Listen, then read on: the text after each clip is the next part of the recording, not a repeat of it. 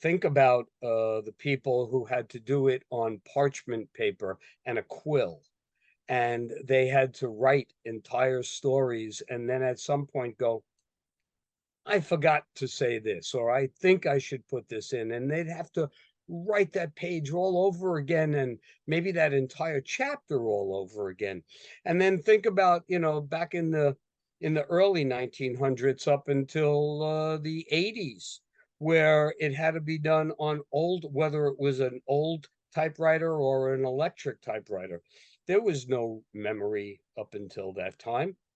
So if you wrote something and then you wanted to rewrite it, you had to do that.